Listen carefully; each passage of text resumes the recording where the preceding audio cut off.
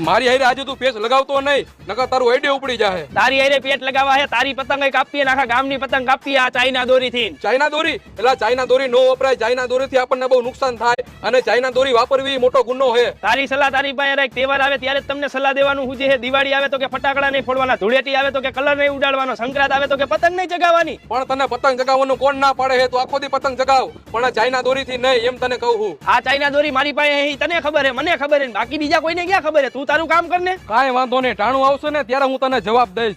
ચકલા કોઈ દી બાજ નો બને મારા કલેજા. હાલો મામા, મારો પાડોશી ચાઇના દોરીથી પતંગ ચગાવે છે. તમે ક્યારે આવો છો મામેરું લઈને?